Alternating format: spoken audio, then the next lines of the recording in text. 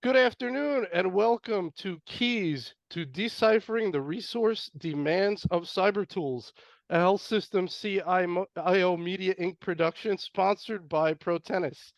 Just a little housekeeping before we get started. My name's Anthony Guerra. I'm the founder and editor-in-chief of Health System CIO, and I'll be your moderator today. We're looking forward to your participation. You could send in your questions or comments at any time in the Q&A box. We'll take them later in the program, just so you see how we're going to spend our time today.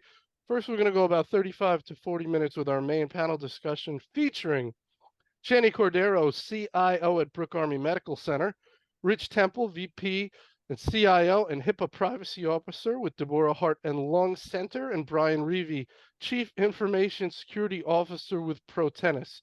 And then we will have our Q&A. So let's jump right in. Channy, let's start with you. Can you give us an overview of your organization and your role?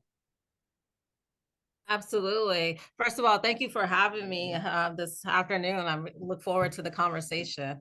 And so I do have to do my disclaimer because I am part of the Department of Defense and part of the Defense Health Agency, but I'm on today with my own views and experiences, and I'm not representing the DHA or the DOD in any of my statements today. But with that being said, I'm the Chief Information Officer for Brooke Army Medical Center here in San Antonio, Texas. We're a level 1 trauma hospital serving San Antonio along with another level 1 hospital. So what makes us a little bit unique is that we also see non-military beneficiaries in our facilities because we are a trauma hospital.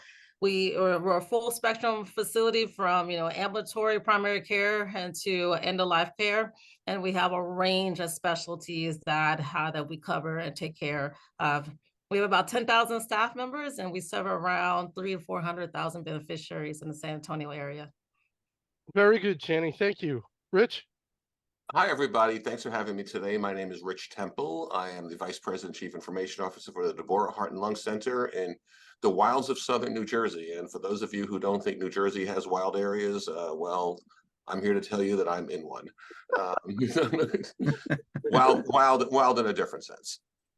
The Deborah Heart and Lung Center is an 89-bed cardiovascular specialty hospital. Like I said, we're in southern New Jersey. We are an alliance partner of the Cleveland Clinic Heart and Vascular Institute, and we're very proud of the work that we do in the cardiovascular realm and in the pulmonary realm. If you're looking for a place to give birth or to have orthopedic surgery, we are not it. We're a specialty hospital, but what we do really well. Another thing which is very unique about Deborah is that we're one of 3 hospital systems in the country that doesn't balance bill patients here at our hospital. It's part of our mission, along with St. Jude's and Shriners. If you have care here at the hospital, we go after your insurance like we have to in order to keep the doors open, but we do not balance bill patients, and it makes us unique. It's something which is really embedded in the DNA of everything we do here, and it makes it really kind of a special place to be able to know that we're taking care of people who really need the care without putting any, as our founder would say, there's no price tag on life. It's like anyone who needs us can access us, and we can give them top-notch care. So really a very nice, exciting place to work, and proud of what we do and looking forward to our conversation today. Very good, Rich. Thank you. Brian? Yeah, thank you for having me. So I am the Chief Information Security Officer at Protenus. We are a SaaS-based platform startup out of Baltimore. We've been in business just under 10 years, and I've been with Protenus for 6.5 now, filling various roles, including the last 3 years being solely focused on the security of our platform. Protenus is about a 100-employee startup, venture-backed, and we are focused on delivering solutions to healthcare organizations to help them deal with any of their compliance needs. So healthcare compliance analytics is kind of what we're focused on. A lot of machine learning and analytic work that our systems do to help hospitals make sure that they're adhering to HIPAA rules around privacy, as well as drug diversion. And really happy to be here. Excellent. Brian, we're a happy customer of yours, by the way. Yes, exactly. Happy to have you. In the wilds of New Jersey. In the wilds of That's right. Very good. Very good. All right, a little table setting here. Channy, let's start with you. How would you describe the bandwidth of your cyber team today? How far is it stretched? I mean, they get to sit around and play Candy Crush all day. I mean, I got way more people than most people have. And right now, if they're on, they're all like groaning in their chairs right now, right? I mean, it's safe to say that I don't think any facility, especially in healthcare, has too much cyber personnel and assets, and everyone is stretched thin from all of the different aspects as part of their roles. I mean, of course, in the DoD, we follow the risk management framework, which is very, very closely related to the NIST framework. And just, in order to do all of those intricate controls and mitigation plans, it's a full-time job in itself for every system that comes in. But I mean, we have HIPAA security that falls underneath my division. Of course, we track training, validating, onboarding and new medical devices and equipment, and then constant scanning and trying to figure out what's out there, what's in our network. They work hand in hand with our engineers. So yes, so they're stretched very well. Jenny, in your system, in the military health system, is there more uniformity of procedure? Is it almost like every one of the facilities follows the same playbook, as opposed to with all the health systems out there, the independent ones, they could be doing things a little bit differently. You guys try and keep everything sort of by the same playbook? Yeah, no, excellent question. And so this is why I really enjoy sharing our stories, because I think there's some things that private sector can really learn from us. And so we have, of course, regulations, and our headquarters, corporate, so to speak, is the ones that come up with the regulations and policies. And so our policies are pretty well standard. And of course, we have various levels on we have very leadership levels on enforcing, said policies. Now, each facility has the ability to have some autonomy in the way of how they execute some of the policies, and or they can look at best practices and say, hey, this should be an enterprise-wide type of action, and then we'll elevate it up so that all of the other organizations are able to take advantage of that. Interesting. Okay, very good. Rich, your thoughts? Well, from a information systems perspective, from our department, I'd say we're very small but very mighty. We don't have a dedicated HIPAA security team. We're just too small for that. But we do have a very robust network engineering team, and everything they do revolves around cybersecurity in some form or fashion. So they are stretched. Cybersecurity, the essence of it is that the bad guys always are one step ahead of us, so we're always playing catch up. They find something, we find, we learn about it, we patch it, we move on, and we hope that nothing happens. So I always feel like, we're always in chase mode, which is challenging. In our world, and we can talk more about this later, probably, we have a 24/7 outsourced cybersecurity tactical operations center, and that does take quite a bit of burden off of our team in terms of the day-to-day monitoring of the network for aberrant behavior.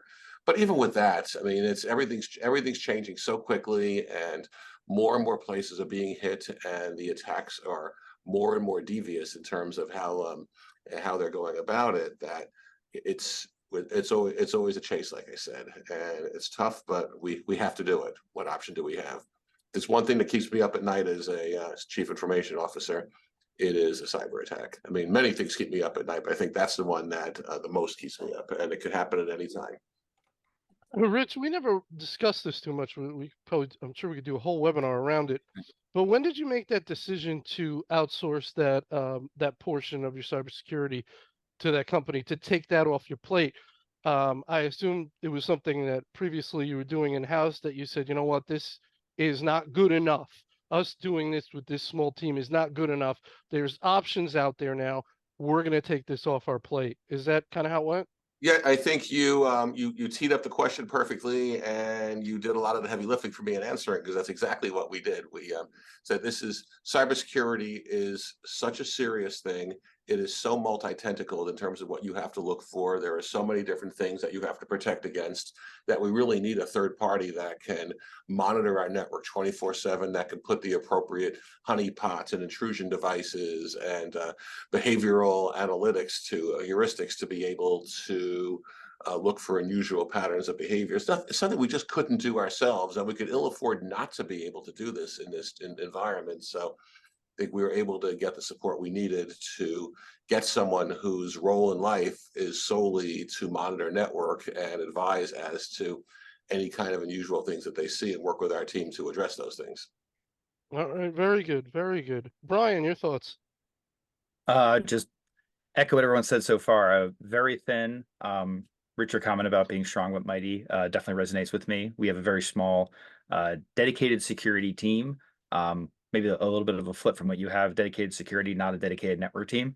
So our infrastructure and security teams take care of as much of the network as they can, making sure everything's up, as well as our IT group. But yeah, just very stretched thin, especially because of just the breadth of responsibilities that we have with cybersecurity, and working in a regulated industry, working in a cloud environment, everything from what would normally fall into compliance, IT, security, software development, our security team's trying to handle a little bit of all of that the best that we can. So definitely very thin and very broad base trying to cover here. Yeah, so Brian, you're in an interesting position, especially for the purposes of this call. You're the CISO of Protenus, so you're trying to ensure the security of Protenus. Every potential customer is dealing with third-party risk management. You're Mhm. trying to propose yourself as a tool, bring us in as a tool. We're going to help you with your security. When you do that, you're proposing yourself as a new third party. They want to make sure your security's up to snuff, right? That's right. Because if they're going to bring you in, so I would imagine there are conversations that potential customers have with you to Yep. make sure you're where you need to be, as just like they would any third party. So how do some of those conversations go? What are they asking you? What do they want to know? I'd say most of those conversations are around, I would call it like security hygiene. There's a lot of things that just need to be done to kept up. A lot of the third-party risk you see and vulnerabilities out there are misconfigurations, vulnerable packages that have been out there for years, things like that. And so, a lot of just that care and feeding of the system is a lot of what we talk about. I think the other part, because for a lot of groups, the cloud can be more of a scary place. I don't want to put my data up in the cloud. And we'll do a pretty robust walkthrough of our architecture and how we've configured the system so that we can give our customers that level of comfort that, we know what we're doing. We've put a lot of thought into this. We have very stringent controls around changes to the environment that all get peer reviewed. A lot of those kinds of controls, that's where those conversations usually end up. When in your work with customers, when you take on a customer, is there any degree of risk that you're assuming by integrating with them, that you want to make sure, hey, for our own sake as Protenus, we got to make sure we're not opening ourselves up by taking on a customer's data or a customer? Yeah, definitely. Certainly not as much risk as they're taking on with us, because it's their healthcare data that we're becoming the custodians of here. But we've definitely had some conversations internally around either customers that have had cyber breaches that then we're looking for possible, follow-on attacks into our systems. We take a lot of data in from the customers who are always worried about malicious files coming in from a compromised customer. Certainly, one of those things that keeps us up at night, Yeah. right? But people don't think about that. It's kind of an interesting issue, but people don't talk about that too much. All right, Right. Channy, we're gonna start with you.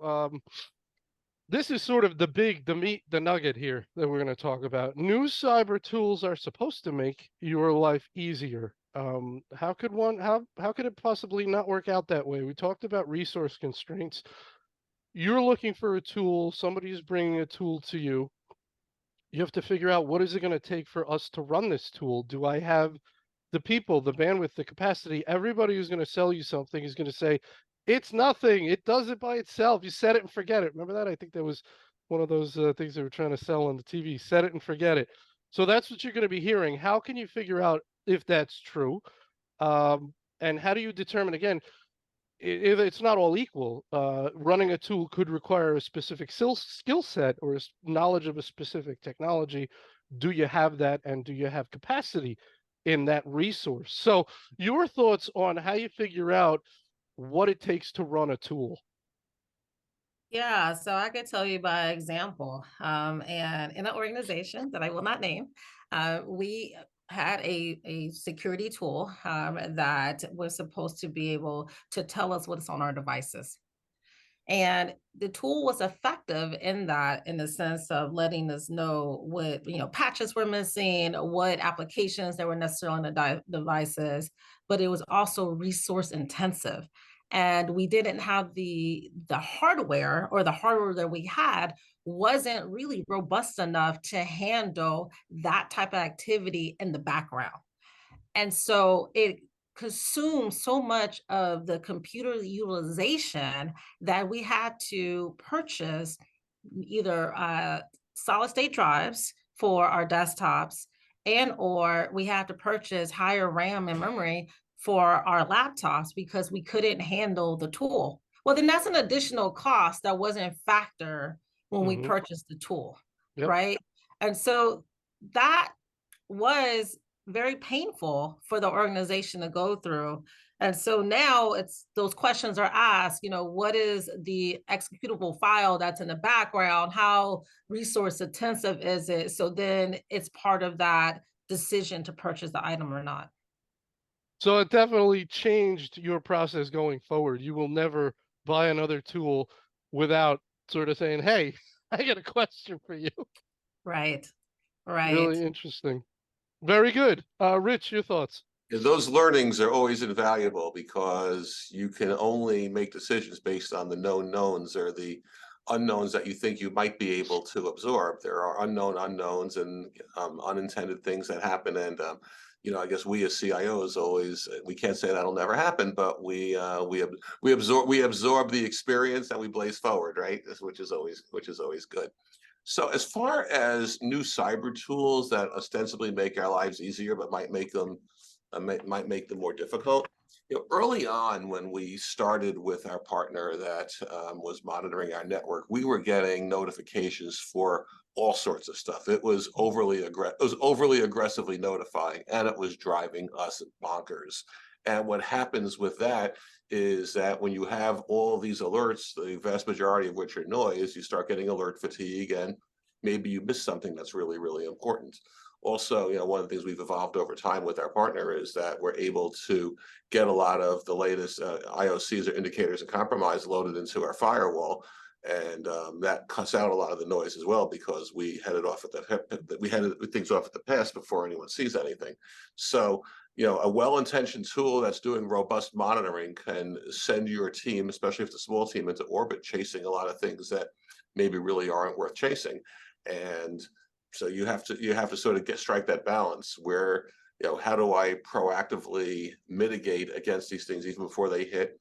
How do I make sure that our team are chasing the things that really have the potential to be dangerous and are not just swatting at random flies that don't really have an impact? So those are always concerns, and I think you want to make sure that you say here on the slide talking about AI. Everybody says they use AI.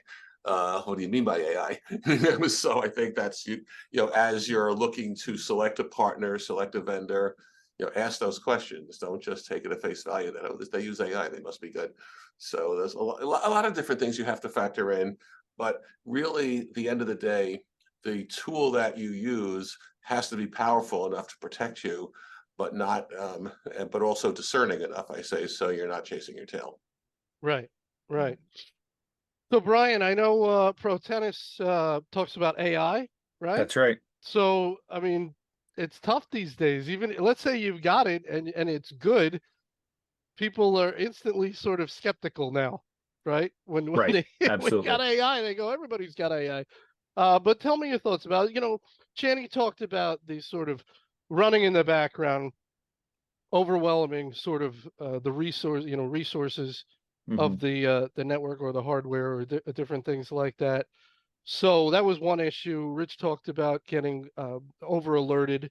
These can be unanticipated things that come up with a tool that maybe you're not hearing during the demo process, sales process, even That's checking out right. references and things like that. But give me your thoughts. Yeah, I think one thing, just to follow up on what Rich said here, one of the things that I know we've run into with having a very small team, we rely a lot on our partners inside the organization to actually like execute the fixes, do things, address, whatever alerts might be coming up. And one of the things I've seen, especially when you're getting all of those false positives, especially if it's a change to the behavior of the system that you're not used to, and so you automatically assume these are all good, or you assume they're bad, I should say. They're good alerts, meaning there's something wrong.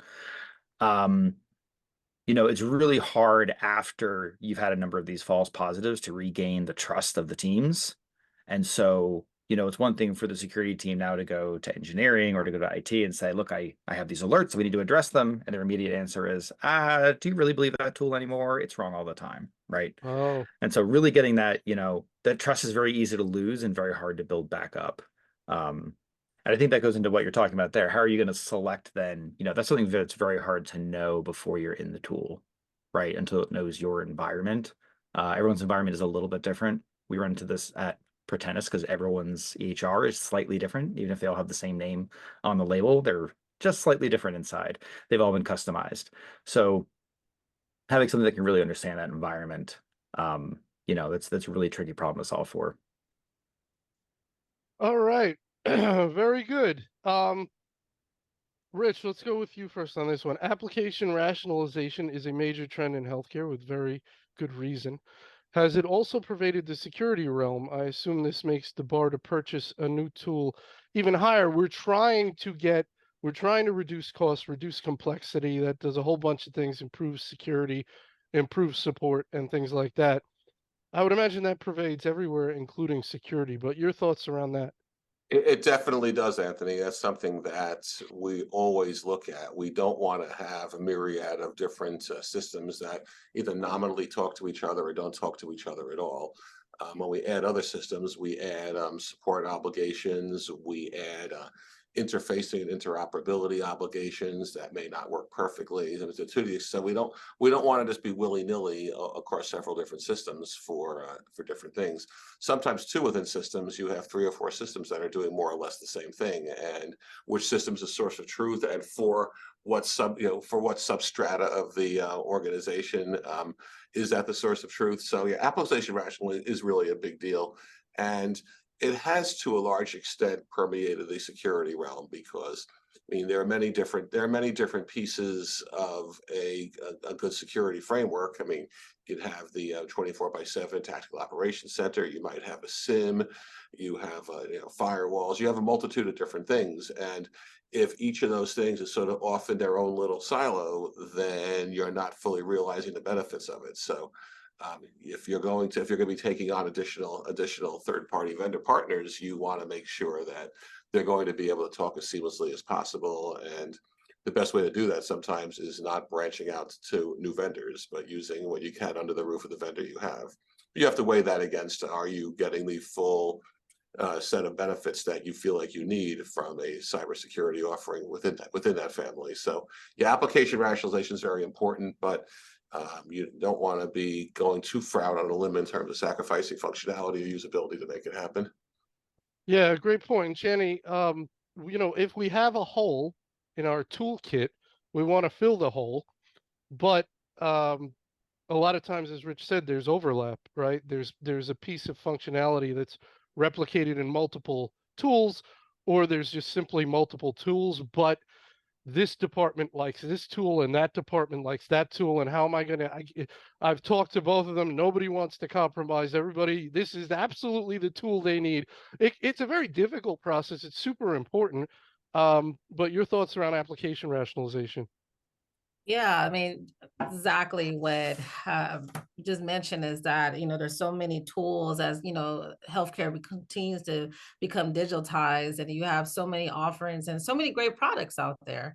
And so, you kind of buy it all and you want to, you want to use it all. But of course, healthcare is also always hurting for resources and funding. And so how do you decide which ones that should be sunsetted. And so when I thought about this question, I thought about it in the framework of the cyber and what the ramifications for that. And I think it goes with that sunsetting process, right? That decommissioning process of those legacy systems, because you want to ensure that the data is available, right? If it's a patient's record and we need to make sure that that data was actually put a part of that patient's record. And then, of course, you have laws and things of that nature of how long you need to safeguard that information. But you can't just take a server and unplug it and then, toss it in the dumpster bin, right? It Right. goes through a whole process through that. If it's on-prem, and then now that we're, so many organizations going to the cloud, like put it in the cloud, right? Well, what happens when you decide that you don't want to use that application anymore, and now it's in the cloud, and have you decided or discussed with that third party partner, is that how do you get that data back, and how do you, you download that data and then go through the decommissioning process at that point. So yeah, lots of things to consider. Yeah, so just to follow up on that, Jenny, it's like, I hate to say it, but it's like getting married. It's like maybe you need a prenup. You want to make sure that getting out isn't going to be too hard. Application rationalization is huge, but I think to your point, it's very hard. It's not easy. It's not, oh, look, these two are duplicate.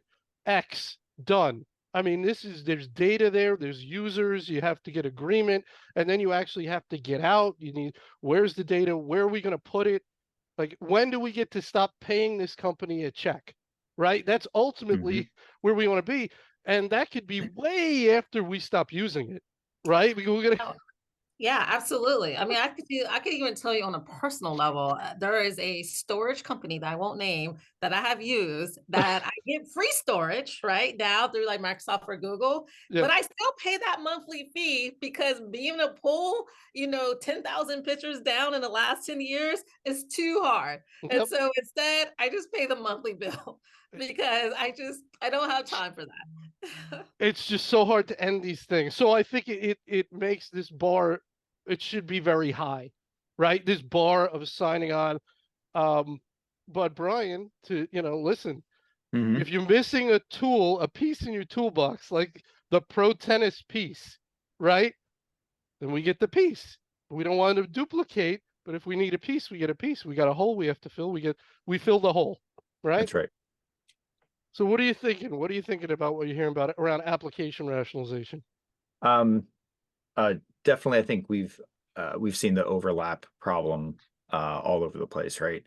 We we kind of joke around internally that every tool has 70% of the solution, but it's not the same 70%. You're buying 3 or 4 tools and ending up with 300% of a solution.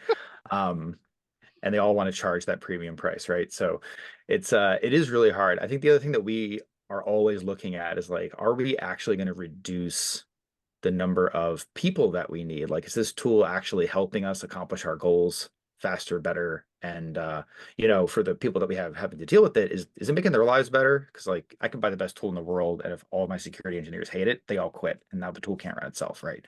So it's got to be something that the teams can use and they can trust. But yeah, a lot of it goes back to the AI question earlier. There's a lot of promise around this is going to save you. You don't have to hire 3 more security engineers if you buy our product.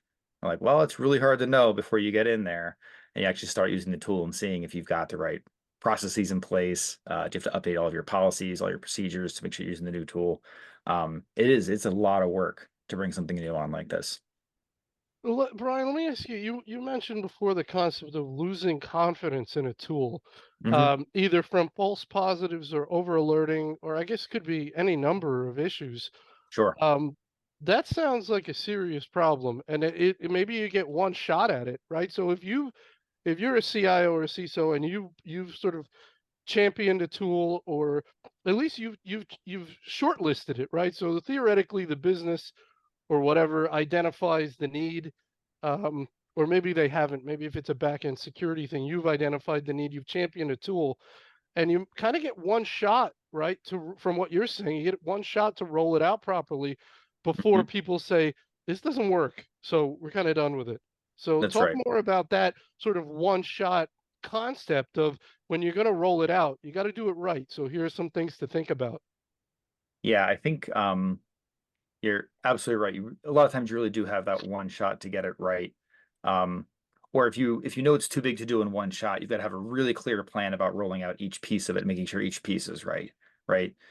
It'd be a little bit better to roll it out slowly but correctly than a massive rush job. And then again, nobody trusts the tool. The data's no good. Everyone just stops using it. I think it's going back to that trust, though. I'm trying to remember the second half of your question now. I've lost it. It's just basically about that one-shot opportunity for Yeah. rolling out a tool. So any advice for people, CIOs and CISOs, to think about to get it right? Yeah. Oh, that's right. So the other thing I know that we've seen both as a purchaser of security tools, as well as, we sell something that's similar to a security tool, at least.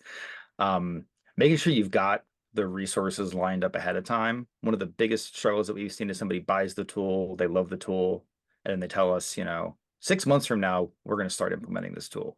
And it's always 6 months away, right? So making sure you've actually got the buy-in from the organization, all the supporting teams that are you need to make this work, especially the data owners. A lot of times the data owners, they don't care about security. I mean, they care, but that's not their job. So, you're showing up saying, hey, data team, I need all this data. I need you to send it over here into the cloud where it's scary. And they're like, this sounds terrible. I could drag my feet. I don't want to do it. I don't have buy-in. This isn't our team's priority, right? So really getting that institutional buy-in up ahead of time, I think is crucial to having a successful deployment. Very good. Channing, I want to follow up on that sort of issue you were talking about before when you purchased that tool and it required additional purchases to make it work. As you were going through that, do you have any advice or lessons learned on how you made it through that? Because I would imagine you were getting a lot of unpleasant phone calls, maybe from users, and you were just in a situation you didn't expect to be in, but you had to work yourself through it and work yourself out of it. How did you, what, any other advice based on that experience that you could give other people? I think it's okay to say we made a mistake and roll back an implementation, right? Because what our users really detest is not being heard. And they are complaining that our login times are too long, or it is, the latency is causing, delay and being able to get the results that they need very quickly. And then as a CIO, you're just making excuses, right? I think that you look at how it affects the business, and then you say, hey, this may not work for us, and then elevate. For us, it was a more of a corporate, our version of a corporate decision, and being able to have that voice for our clinicians to say, I understand what this tool does for us, and we need something like that, but we cannot because it's hindering patient Right. So you don't want to do what my mechanic will do when I bring in with a car and I say, I have this noise, and he'll say, I don't hear it. We don't hear anything. Right. Yeah. So you don't want to say they're complaining about latency. You don't want to say, well, listen, we see none of that on our end. So have a good day. Right. You don't want to do that. Right. Or just say, oh, just come 5 minutes early. I don't understand. Like, hey, listen, I know, medical resident, you've been working 14 hours and about 4 hours of sleep. Come in 10 minutes early and log in. What's the issue? Hey, listen, that's the way it is. We have to feel their pain. I think that's key to being a CIO. In healthcare. Even if they might be going off the rails about something that is perhaps relatively fixable, or maybe it's not so relatively fixable. Like you said, Chani, if you are communicating with them, say, we hear you, I don't have the answer right now, but we're looking at it, that gets you 80% of the way there. It really does. And I wanted to mention, what Rich mentioned about the alerts and alert fatigue, because that is so prevalent in healthcare. And I didn't even think about, you're right, about like our network engineers getting all these false, positives, and then they have to, chase it down. And that takes time away that, we could be focusing on other things. And, in the medical community, when there's false positives or just too many alerts, what happens is they'll just turn it off. Turn it off, and now you've got nothing. Or even worse, they'll have the workarounds, right? And then, of course, the very thing that the device or tool was supposed to do in the sense of helping patient care, patient safety, is the opposite because they're no longer using it. And Rich, we're probably seeing that because everyone's going to set things on the vendor side. They're going to set it to over alert rather than under alert initially, right? Because then at least you've been alerted, right? Because if you know, they're not going to set it to under alert. You can't tell me that we didn't tell you about this incident. Right. So, exactly. Right. So over alerting is a problem on the security side. And Rich, in your arrangement, you've hired an outside group that lets you know about threats, but they're not going to chase it down and sort of remediate that gets passed on to you. Anything heavy duty, they would reach out to our team. But oftentimes you can get an alert for something as basic as, hey, best practice is not to have this particular port open.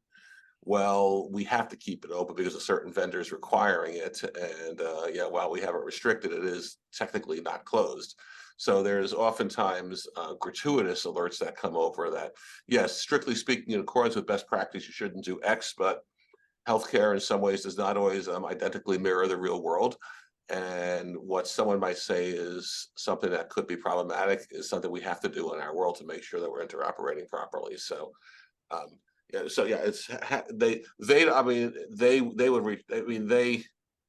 they help us proactively by making sure that we've got our firewall up to date with the latest indicators of compromise. They know what are unlikely to be impactful in the grand scheme of things, and we're aware of it because we can see it, but we don't have to track our people down in the middle of the night for every single thing that happens. Yeah, Brian, go ahead, Channing. Yeah, I was thinking about an application that it was recommended to remove from all our devices, and we'll end up breaking one of the medical devices, right? Because they use that particular application and within its software. And so now it's like, oh, you have this vulnerability, you have this vulnerability. Yes, we know that. Like, But we have to live with that vulnerability, otherwise we break the device, right? Right. Yep. Brian, And I think go ahead. I was going to say, I think to your point, Rich, the you've got that vendor port open, like you said, right? And so the systems are alerting you this isn't best practice, but you've got other mitigating controls in place, right? Now the tools don't know that, right? As smart as AI might be, the tools can't figure out that, like, well, yeah, we've got 8 layers of defense. This one layer has this one hole in it for a very particular business purpose, but it doesn't have the whole context of your environment, right? Exactly. And so I think we spend a lot of time chasing down that, like, yeah, we know it's not best practice per se, but in our environment, the way that we're configured, we're mitigating that elsewise. I think those are really, that's where we also see a lot of that alert fatigue, is like you start to ignore the best practices because, like, it's always telling us about stuff that we know and already accepted as a risk. So stop telling me about this. Well stated. Absolutely. So Brian, we're talking about tools that can over alert. You provide a tool, and I would imagine one of the things you guys try and make sure with Protenus is that we're not doing that to our customers. We're not giving them something that's sending them running all over the place all the time, because then we've covered our butt, right? That's right. We're good. We told you about every little thing, you figured out. As a service provider or a vendor, a provider of a tool, at least what we do over at Health Systems CIO is, one of the philosophies is, for any customer of ours, we try and make it as light a lift as possible. So if you buy something, you sponsor something, I'm not going to dump then, when you say, yeah, we'll take it, a whole bunch of things you have to do. That's always been one of my philosophies. So I would imagine every good provider comes up with something like that, where we're going to make your life easier. You didn't buy this and now you got a ton of work to do. So how do you do that at Protenus? What's the philosophy? How does the product make sure you don't dump everything on poor Chenny and Rich? Right. It's definitely a really hard problem to solve. False positives are something we kind of obsess about. I think one of the things that we do is really heavily leaning into a risk-based approach. We sell ourselves as the company that's going to help you to reduce risk. I don't think you can ever, certainly in like things like patient privacy, there's always going to be gray areas, right? Maybe this is okay, maybe it's not. And you need a human to interpret some of those things. What we tell our customers, because we know you can't possibly look at every single alert, right? We're going to look at all the alerts for you. We're going to look at all the data. We're going to pull everything out. And what we're going to do is just give you the most suspicious activity that we've seen in your system. There's a lot of kind of customer education we do along those lines, because you said earlier, like, no, just send me everything. We have customers who ask that, send us everything that might be remotely suspicious. It's like, look, every single access is at least a little bit suspicious, right? You can't operate from a wanting to drink the ocean. You're going to get overwhelmed way too fast. So we really do lean a lot on, finding the most suspicious activity, the oddest behaviors we've seen in the system, like really focusing on what's out of the ordinary and having some kind of like a threshold of, first, we're just going to send you the top 10% most suspicious activity. You need to focus on these things. Then when you've cleared all those behaviors out, you'll start to get more of the less suspicious, because they'll start floating to the top. And it gives us a way for the organizations to really intelligently triage through, especially at the beginning of an engagement where who knows what's going on in the organization, right? All right, very good. Let's have some fun. Let's go to my favorite segment where we find out what's on our panelists' minds and see if they can help each other and our audience. So, Brian, actually, I want to start with you. Do you have a question for one or both of your co-panelists? I do. I'll go to Rich first. So what you mentioned earlier about kind of that outsourcing is something that I've been considering for our team. Continually to grow the internal security team, because of the breadth of experience we need, is going to be very difficult for us. But I'm wondering if you have found that to be, obviously it sounds like you're having success with it. Like, how cost effective is that? We talk about outsourcing, getting a tool. How do we justify the cost of that? How do those kind of conversations go in your organization? We sort of tested the waters on that when we converted to a cloud hosted EHR system, or a Meditech, and we did Meditech on-prem for many years. But at that point, we had a couple of network engineers, and it was just very risky to be able to run a entire 24/7 health system based on a couple of engineers coming in and saving the day. Maybe one's on vacation, maybe one's inaccessible. What do you do? So I think we're able to sort of build the paradigm of understanding that this is so important that you want to make sure that you have people who have the wherewithal to be able to identify, address, and remediate things 24/7, and a dedicated group of people whose role in life it is to do that. And I think that logic also that we did for the EHR also wound up bleeding into the idea of we need to have a dedicated third party who's always watching our network, given the cybersecurity environment that we're in now. So it wasn't too big a lift, I think, because no one wants to say, we weren't careful enough and now we got hit, and our business is profoundly affected by it. So I think there was an understanding that we really need to make sure that we're putting up the wall, putting up that fence 24/7, and we've got people on the other side of the fence who will protect it at any time. And that's something with a small group you really can't practically do with the effectiveness that you need to. Right. No matter how good your group is, my group is really good. It's just not enough resource. That's right. Very good. Rich, do you have a question for one or both of your co-panelists? I'll throw this out to both of my co-panelists. One of the things I think about from time to time is, even with having having an outsourced technical operations center, wonder if it's an interesting. I think about, there's a local community college here that's got an excellent cybersecurity program, and they're always asking me about, hey, can you do internships for our people? I'm sorry, and I'd love to on one level. I always want to be able to tap into new blood and give people the opportunity to shine and get real world experience. But I also worry about, if they make one little mistake, God knows what can happen. What are your thoughts on trying to bring in interns to maybe augment your cybersecurity defenses? Jenny, let's go with you first. Sure. So that actually was presented to me last summer. with a student, and the student actually happened to be a dependent. So the parent was a military member, and so they had access to be able to come into our facility and to come onto the installation.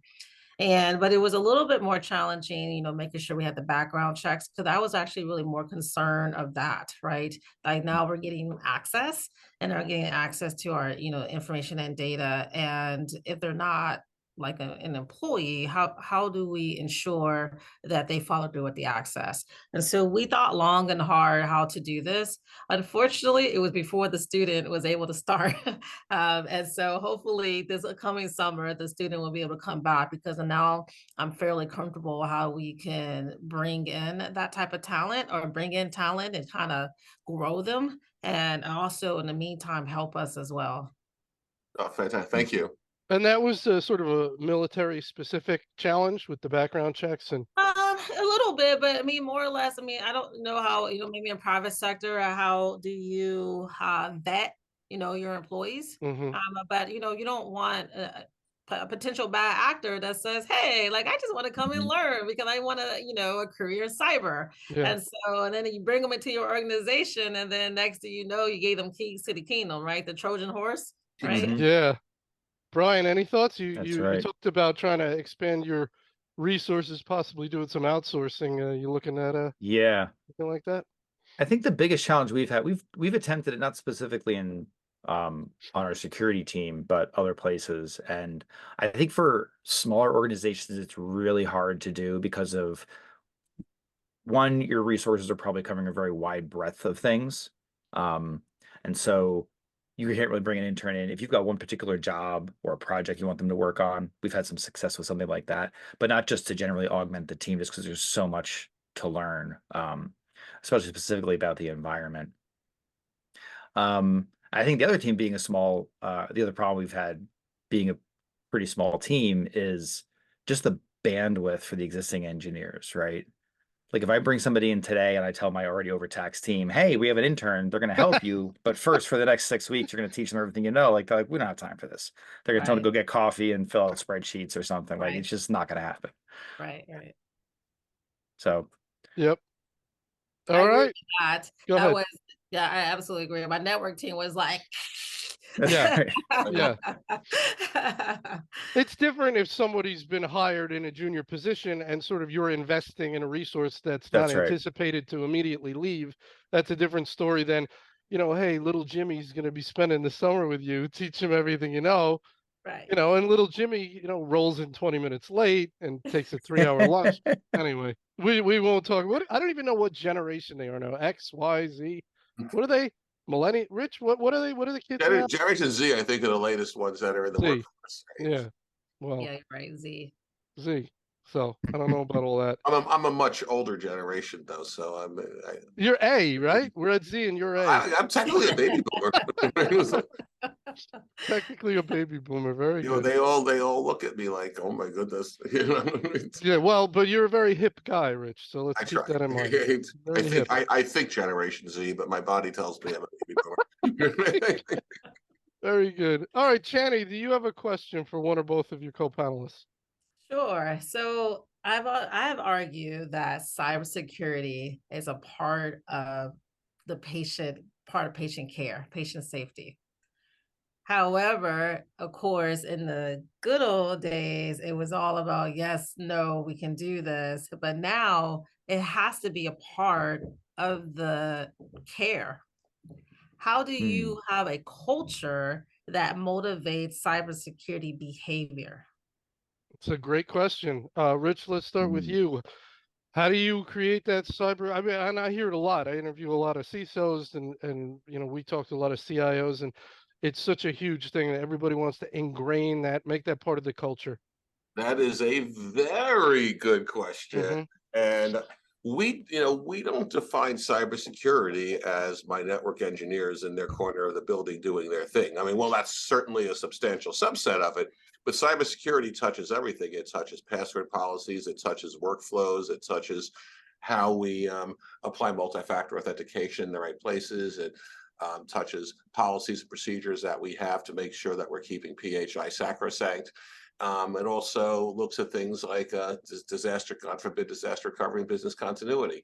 Those are things that go well beyond information systems and really get imbued in the entire organization. So when we think of cybersecurity, we try to think, here at Deborah, that it's not just the information systems people, it is everybody. I mean, operations has to be thinking about it.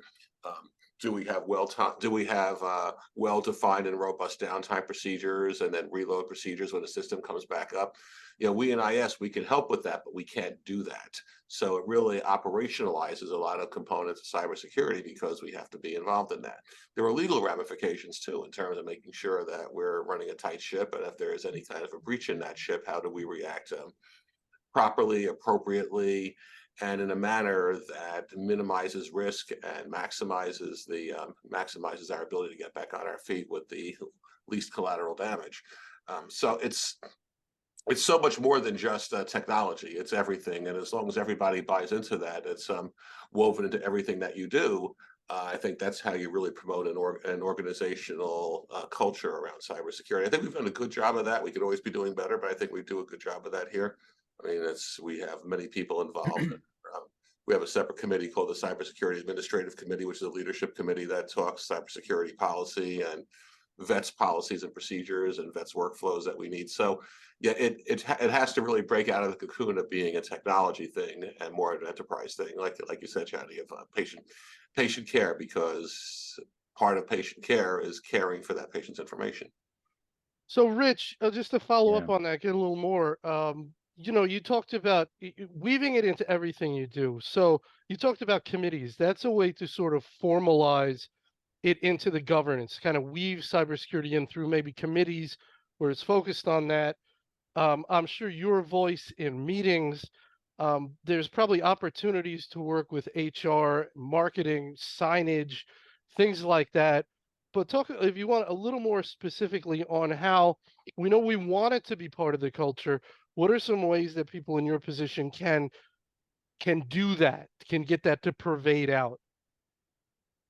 I think this is where, as a CIO, you have to have a kind of a bit of a marketing perspective as well.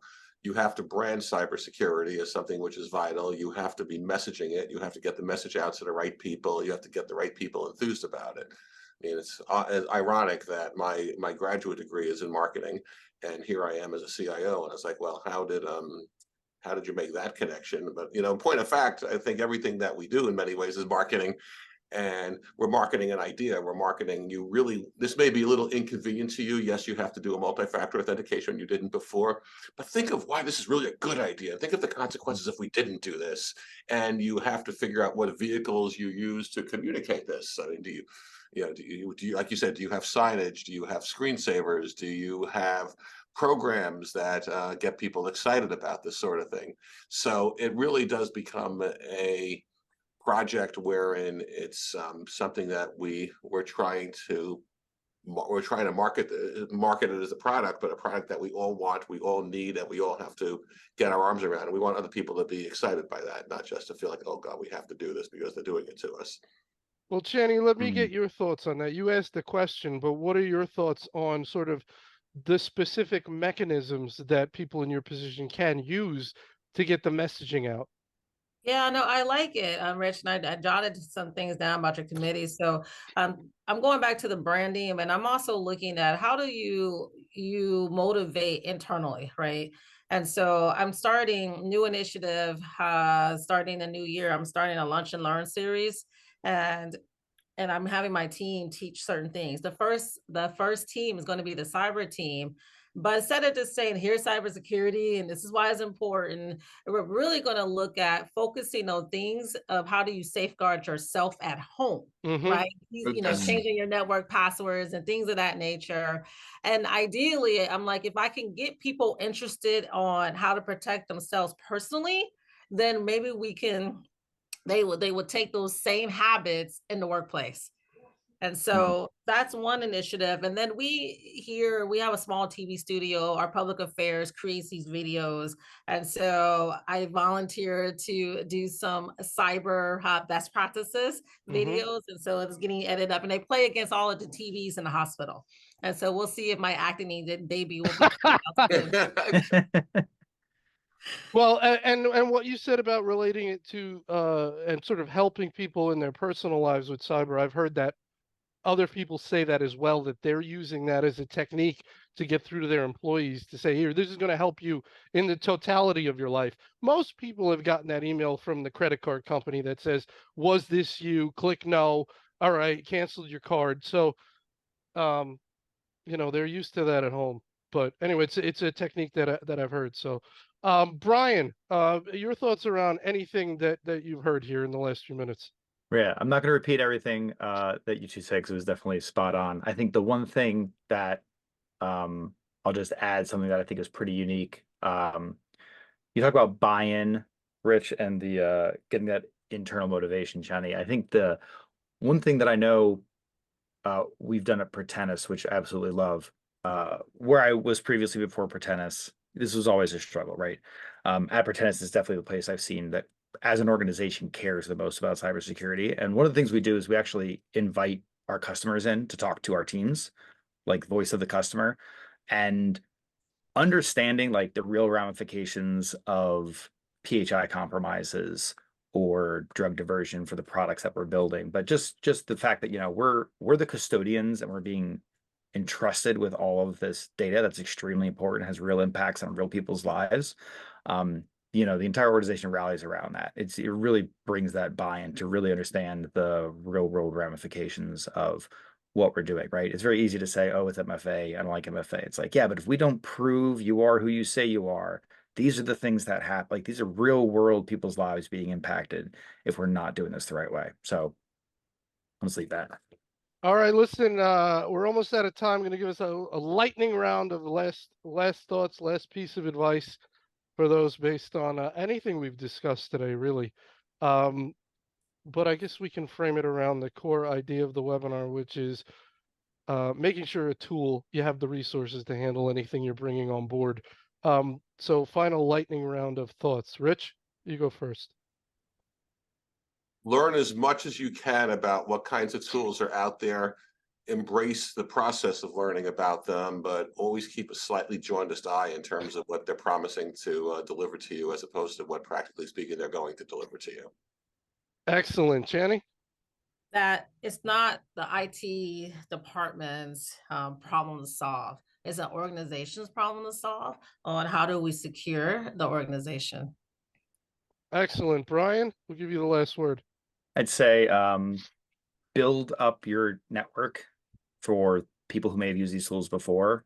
Something I've never been very good at, but definitely get to know other people in the space solving the same problems, ask their advice. Has anyone else used this tool? What were your experiences? It's like the only way I've found to get real world feedback on some of these before you bring it in-house. Excellent. Well, that's about all we had time for today regarding continuing education. You could use the final slide in this deck. You'll get an email when the on-demand recording of this event is ready for viewing. If you want to work with us, you can reach out to Nancy Wilcox from our team and go to our website to register for upcoming events.